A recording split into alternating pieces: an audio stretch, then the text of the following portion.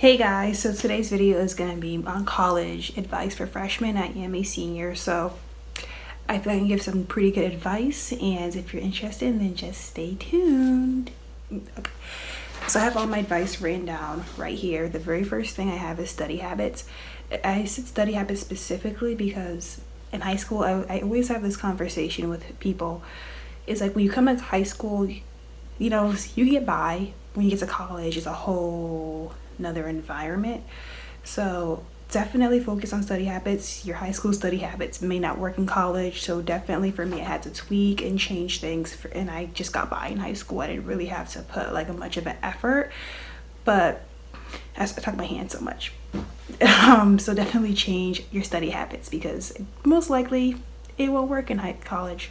I know, I lived through it, and yeah, it sucks when it doesn't work. But that's my number one tip. My next one is location. Are you a person who likes to study alone? Are you a person who likes to have a study buddy? Are you a person who likes a big group? Where do you like to study? I know for me personally what works, I like to study with one other person in the class, but I prefer to study alone at the same time, because if I study with a buddy I get distracted, but at the same time it can be very useful, and I rather just go alone and study in the library. I know for me I have to be on the quietest floor away from all distractions, and that's how I get the most work done, is when I'm away from all those outside reactions, and I feel more accomplished too when I'm studying alone than with my friends. So definitely pick your preference. I heard some people like to do study buddies as long as you guys can stay on track and get what needs to be done. So I definitely would take that for consideration, your studying methods, which goes hand in hand with location. The next one is rate my professor. This is take it to an extent. There's some students who rate harshly because they did not like the professor personally, and then there's some students who are really honest about the professor. There's a lot of bias with that. I've learned firsthand. I had a professor, someone said he was very hard, they didn't like him, but for me personally, I didn't find it that bad. I got a good grade in the class. I think that person just didn't like the professor, or there's just a lot of bias. So do look at it, but at the same time try to avoid comments that are really biased. People will say, oh, he does homework. For example, a good review is when somebody says the exams that are happening, are they cumulative? What's homework like? Just include really talking about the class material, than saying, oh, I hate this professor. That doesn't really help. Or I love this professor. Definitely people who actually break down what actually happens are the best reviews, and they're the most accurate reviews. So take it to an extent. It's accurate, sometimes it's not. Some professors are not even on there. I've tried Googling some and they were not on there. So, but they're relatively new, or they just don't have reviews. I don't know, but take that how you want. I have my paper right here, so if I'm looking down, that's why. I should have said that earlier. The next one is go to office hours. For me personally, I used to be afraid to go to office hours because I didn't want the professor to think I'm dumb. They actually like when students come to office hours. I remember I would have a professor that said nobody would ever come to office hours. He would just be on it watching Netflix, because nobody ever showed up. And I eventually started showing up at the very end of the semester because I really did need help, and I found it very beneficial, and it's something I regret not doing throughout the semester, but more likely than ever.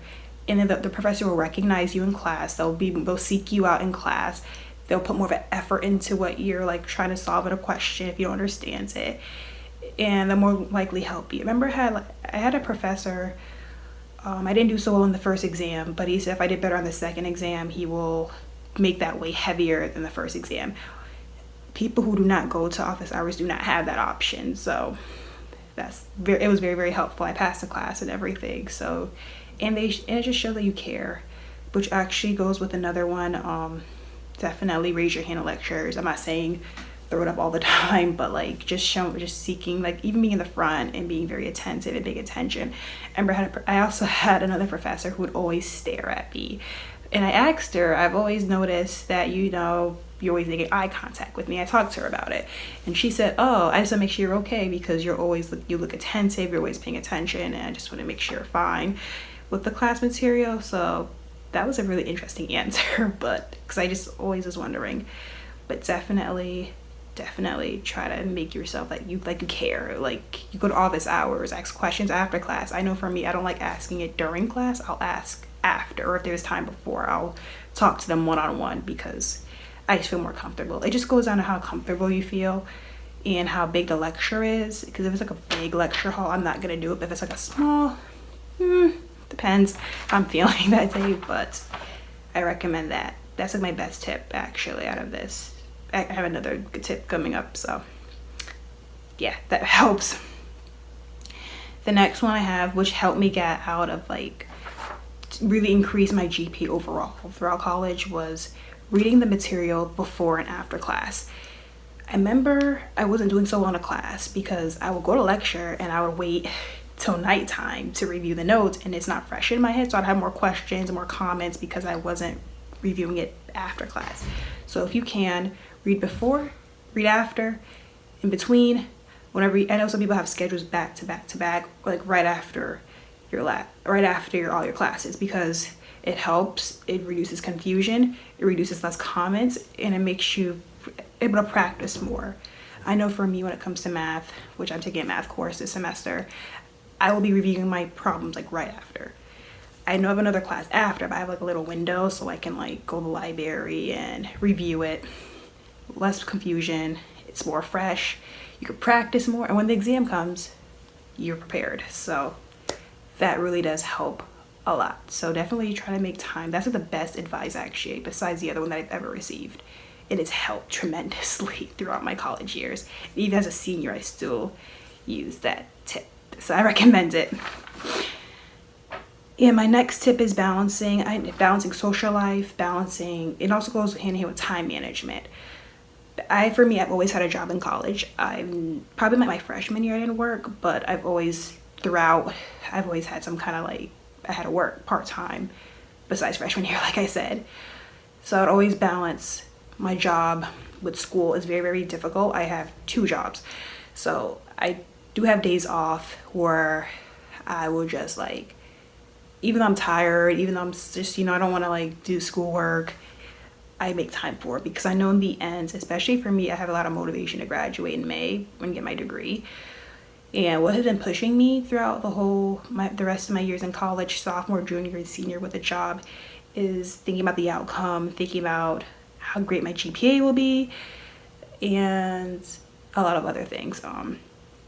There has been times where I'm like, oh, I'm too tired, or I came from work, but it comes beneficial when I at least read the notes, basically, if I'm not going to really study it. And that will also be very beneficial. So balancing academics with jobs, with social life, with clubs, with Greek life, and sororities, all that stuff. So just having like a planner to like plan everything out. A planner has kept me sane. Like, I haven't gone crazy without a planner. So I definitely recommend investing in a planner. It doesn't have to be like a Lily Pulitzer or anything like that, or a happy plan, just something to help you throughout the semester, but at the same time you want it to be something appealing, so when you open it, you're not like it's all gray and boring looking. I mean, if you don't mind that, but for me, I just couldn't do that. Like, just keep my notes organized. I use colorful pens, highlighters, even though I don't keep up with it throughout the semester. It makes me want to open my planner and look at the colorful, pretty notes that I have in there, and just keep them organized. It's also been very, very helpful. If you're not like a planner person, I use my phone. I have an iPhone, so I just like put it in my calendar and it sends me alerts. I have to like, for jobs, I'm doing 2 jobs, so I have to like keep my hours separate. So definitely having that alert that tells me, hey, you have to work as a cashier here, or you have to go work as a barista, because I work as a cashier and a barista. So yeah, having that is just definitely beneficial. If you're not a planner person, Google Calendars is really beneficial. Check it out. And also get involved. This kind of goes in hand in hand with like the balancing, like sorority. If you're not really a sorority person, you could do like, I know my school has what's it called, studying abroad is pretty cool. My friends did it. I'm too late for me to do it, but I've heard really good things about it. I had a friend that went to Paris. I have another friend that was going out the country, I think South America. I don't remember exactly where. She's a nursing student. I recommend that as well. Definitely look for opportunities to get involved, clubs. I know my school has involvement fair. We can all go to different booths and sign up for which job we're interested in. Club we're interested in. So definitely check those out. It just keeps you sane. Yes, academics is important, but it's good to have that balance. You're not like, you know, locked in your room all day. I know for me, I work and I still try to make time for academics, and I do want to join a club. Once my temporary job ends, I definitely want to like look into a club, because right now it's just not possible with my schedule. So yeah. And I also was a mentor, so like that helped getting an internship, getting involved on campus. I know for me, I'm gonna try to find out what job I can get with my degree, you know, take it from there. And the last, just enjoy it. College goes by so fast. This is my, guys, I can't believe it. Like, I remember being a freshman and being in college. I'm a senior graduating in May. I am not gonna have the college experience anymore after these few months. So I'm taking it all in, just make memories, make friends, and just enjoy it, because I opened my eyes one day, I'm a senior, and I still cannot believe it. And being that said, I have to go to work. So I hope you guys enjoyed this video, and I'll see you guys in my next one. Bye.